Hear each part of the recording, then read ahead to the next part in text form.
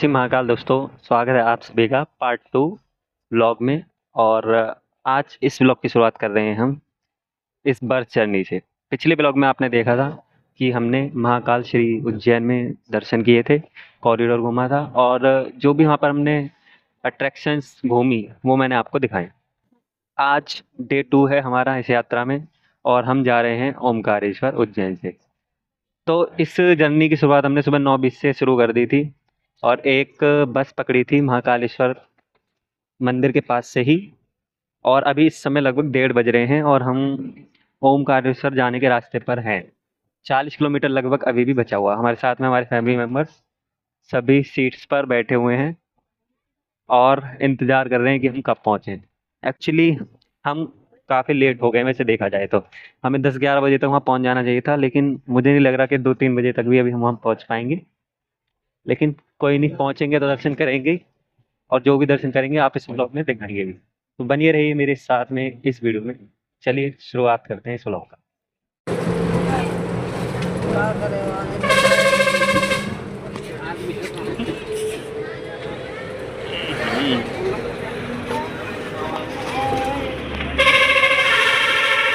Hello बोलो hello. मैं आपको बताना चाहूँगा कि उज्जैन से लगभग ओमकारेश्वर ज्योतिर्लिंग की जो दूरी है वो 150 किलोमीटर की होती है और आप इसको कवर कर सकते हैं वाया बस जर्नी।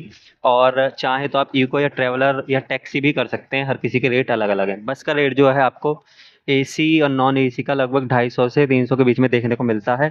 अभी हमने जो बस ली है नॉन एसी ली है, जो कि 220 रुपये पर पर्सन हमको मिली है। अभी इस समय बाहर बारिश पड़ रही है और हम रास्ते में ही जा रहे हैं फिलहाल में। चलिए देखते हैं आगे क्या क्या होता है।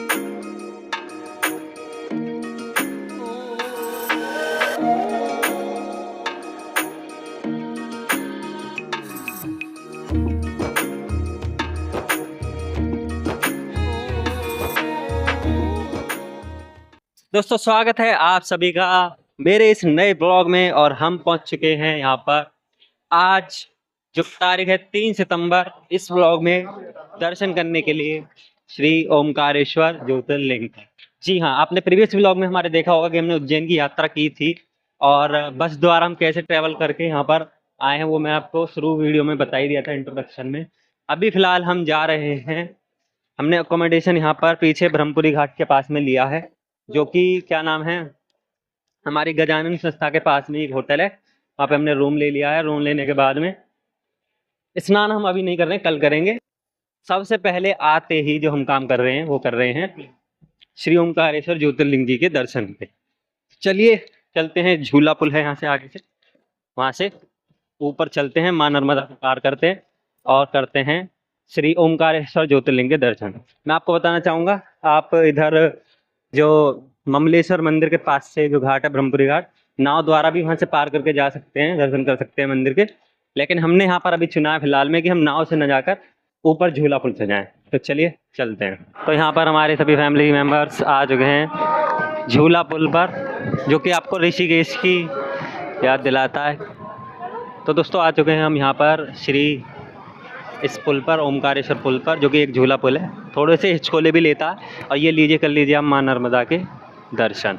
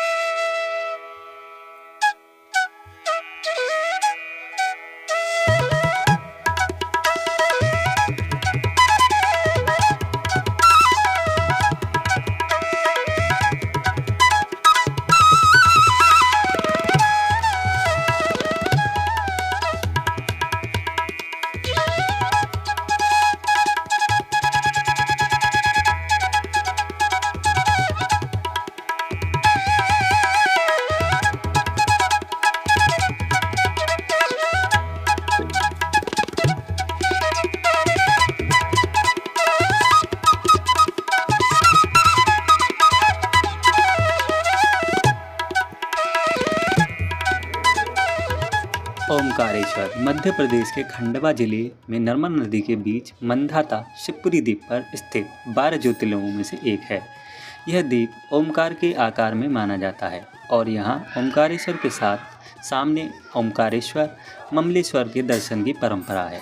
कथाओं में राजा मंदाता की तपस्या और विंध्य पर्वत के उपवासन से प्रसन्न होकर शिव के ज्योतिर्लिंग रूप में प्रकट होने का वर्णन मिलता है। इतिहासकार 11वीं सदी में परमाशार शासकों द्वारा निर्माण बताते हैं, हालांकि आधिकारिक अभिलेख इसे अस्पष्ट बताते हैं। आगे यह चौहानों के अधीन रहा और 18वीं सदी में होलकरों विशेषकर देवी अहिल्याबाई ने पुनर्निर्माण कराया। स्वतंत्रता के बाद की जिम्मेदारी एएसआई व खंडवा प्रशासन ने संभाली और आज यह शिव भक्तों का प्रमुख तीर्थ है। कहा जाता है कि इस मंदिर में शिव पार्वती शयन के लिए आज भी आते हैं और चौसर खेलते हैं, जिसके साक्ष्य सुबह बिखरे हुए चौसर बताते हैं। तो हमने भी इस प्रमुख मंदिरों में जो कि ओमकारेश्वर ममलेश्वर में दर्शन किए। दर्शन काफ़ी भव्य और सुंदर हुए। लाइन काफ़ी लंबी रहती है लेकिन दर्शन काफ़ी सुगम हुए। जय शिव।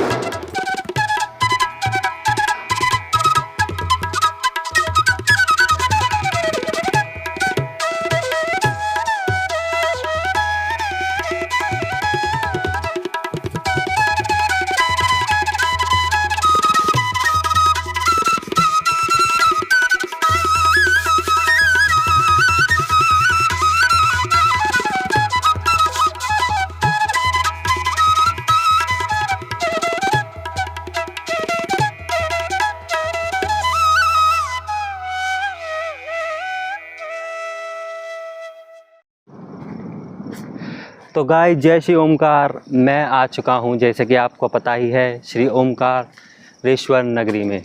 तो यहाँ पर इस समय जो टाइम हो रहा है वो हो रहा है सुबह के 4 और इस समय ओमकारेश्वर की गलियाँ एकदम सुनसान पड़ी हैं। सोचिए मतलब पूरे दिन भर जहाँ पर भीड़ रुकने का नाम नहीं लेती, उस समय यहाँ पर 4 बजे एकदम सुनसान जैसा लग रहा है। अभी अचानक हुआ ऐसा था, मेरे को नींद नहीं आ रही थी, तो मैंने सोचा कि आज 4 बजे जाकर स्नान करके 5 बजे जो श्री ओमकारेश्वर बाबा के दर्शन कर लूँ मैं, तो इसलिए मैं यहाँ पर आया हूँ। अभी मैं स्नान भी करूँगा, लेकिन अभी मैं रास्ते भर आया ना भाई, इतनी सुनसान सड़कें मेरे को देखने को मिली कि एक बार को तो मेरे को भी डर लगने लगा। दूसरा, यहाँ पर इस समय अभी जो इस समय मौसम है वो बूंदाबांदी का हो रहा, कभी बादल गरज रहे हैं, तो उससे मतलब एकदम भयानक जैसी स्थिति पैदा हो रखी है इस समय, तो डर काफ़ी लग रहा है। ये मेरे पीछे आप नर्मदा नदी देख सकते हैं, जो कि दिन में और खूबसूरत देखने को आपको मिलेगी।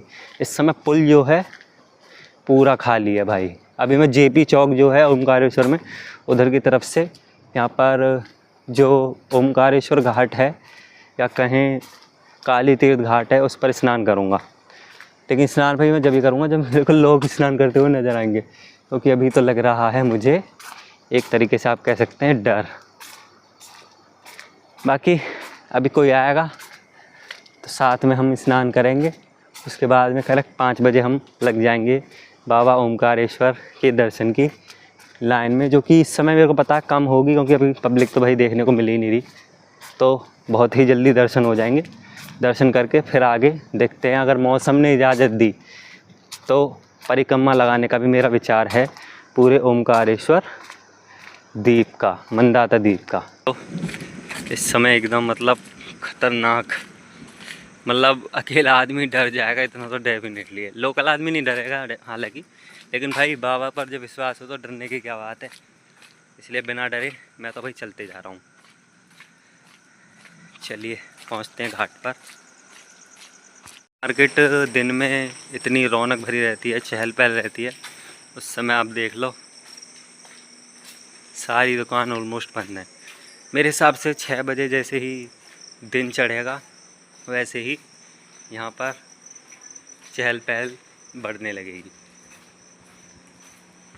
गाइस बात कुछ ऐसी है, इस समय मैं घाट पर तो देखो पहुँच चुका हूँ नर्मदा नदी के, और अभी मैं जिस घाट पर हूँ बिल्कुल ठीक मंदिर के नीचे है। ये आप देख सकते हैं ऊपर ओमकारेश्वर ज्योतिर्लिंग मंदिर मेरे ऊपर ही है जस्ट, यानी यहाँ से एंट्री होगी।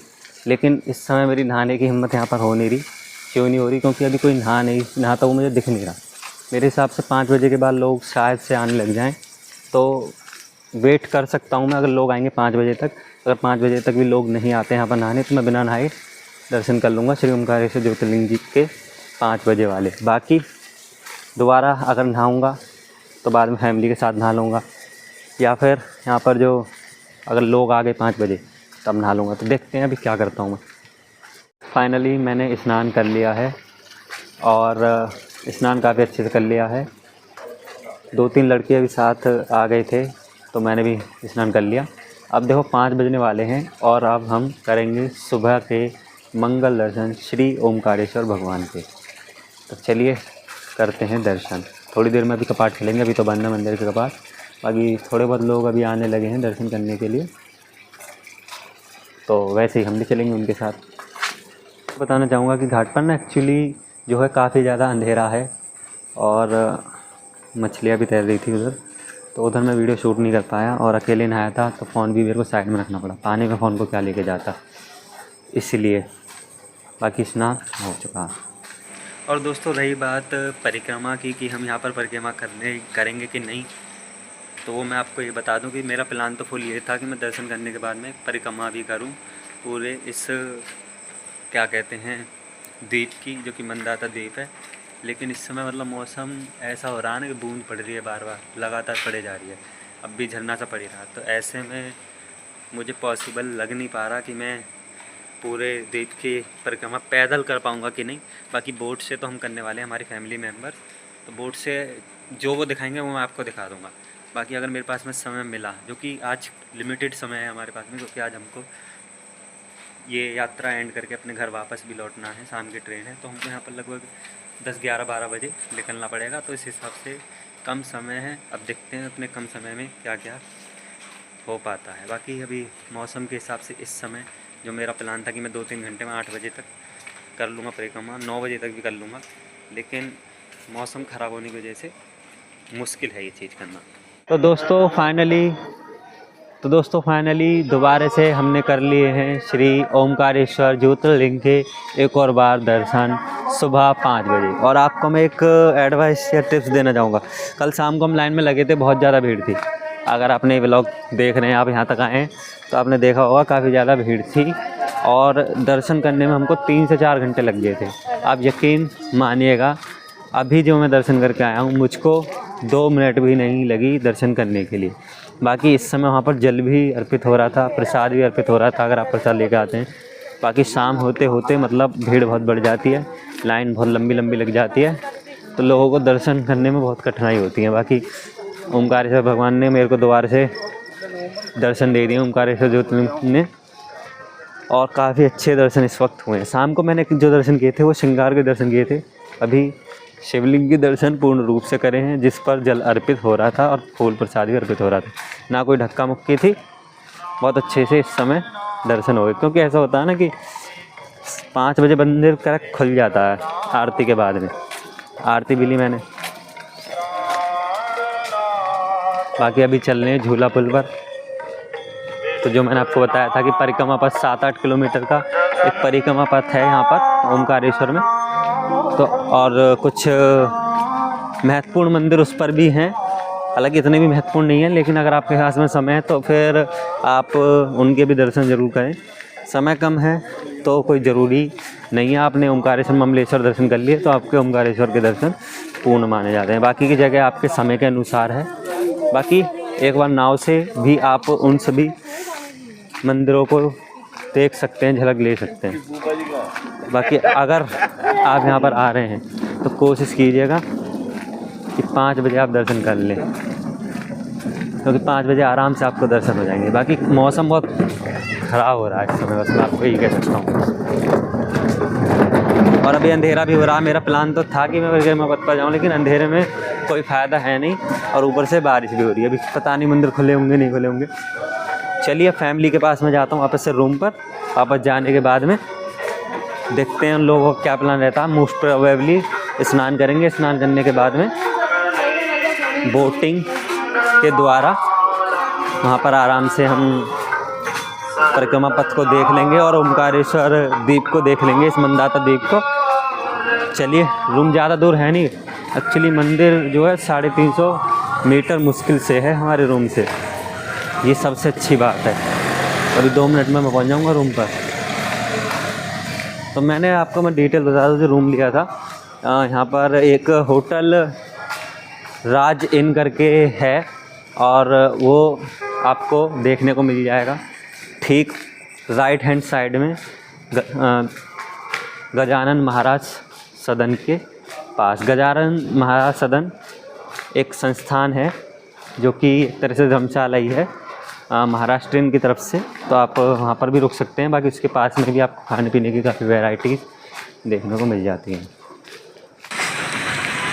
तो अभी हम आ गए हैं ब्रह्मपुरी घाट। आपको यहाँ से अच्छी बात यह है कि यहाँ से आपको ब्रह्मपुरी घाट से ही नाव देखने को मिलती हैं।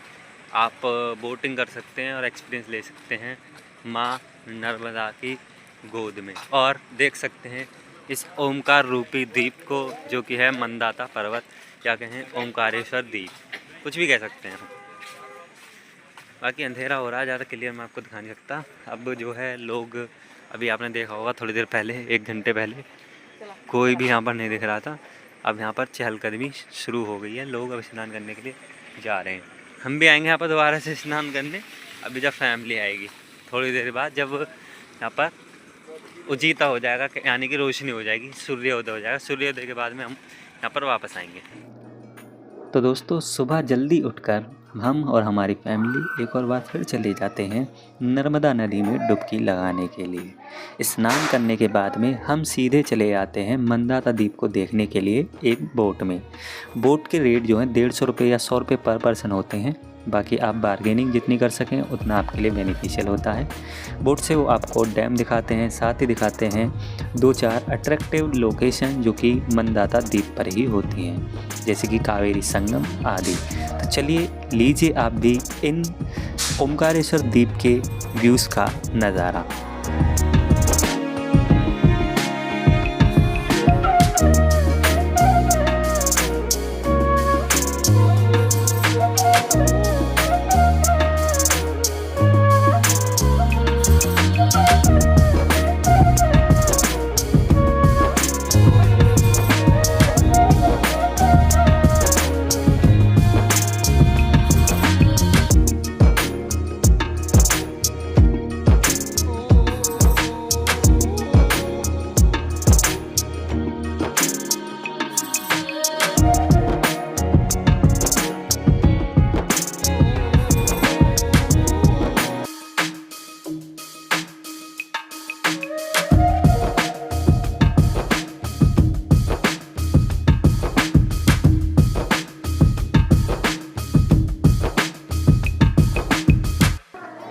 तो दोस्तों यहाँ पर श्री ओमकारेश्वर और श्री महाकालेश्वर की इतनी उम्दा, इतनी भव्य यादों को लेकर चल देते हैं हम अपने घर की वापसी की ओर। श्री ओमकारेश्वर, श्री महाकालेश्वर की इस यात्रा में हमने काफ़ी आनंद लिया। अगर आपको भी इन दोनों जगह जाने का मौका मिले तो दोनों ज्योतिर्लिंग के दर्शन जरूर करके आइएगा। मंदिर में दर्शन आपके भव्य होंगे और आपका मन एकदम शांत हो जाएगा। इन्हीं यादों के साथ हम करने लगे ओमकारेश्वर को अलविदा।